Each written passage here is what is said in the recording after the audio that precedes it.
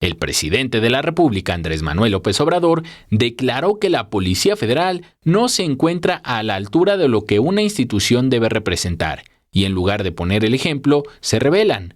Por ello se justifica la transformación a la Guardia Nacional. Esto reafirmó nuestra convicción de que era necesario la creación de la Guardia Nacional.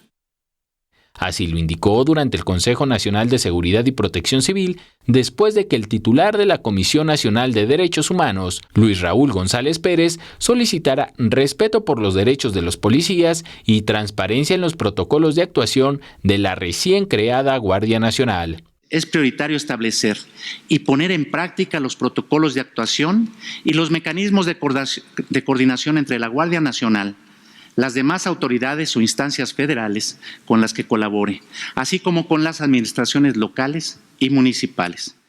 El secretario de Seguridad y Protección Ciudadana, Alfonso Durazo, indicó que se reconocerá la labor de los buenos policías federales en la Guardia Nacional.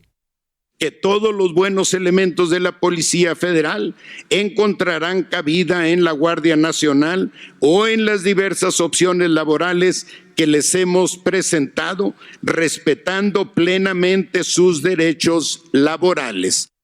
Ante todos los gobernadores del país y la jefa de gobierno, Claudia Sheinbaum, el presidente de México indicó que en materia de protección civil nadie podrá realizar negocios con las declaratorias de emergencia, ya que muchos funcionarios estatales ocupaban los recursos del Fonden para comprar sin licitar y a sobreprecios, además de que los apoyos no llegaban a los damnificados.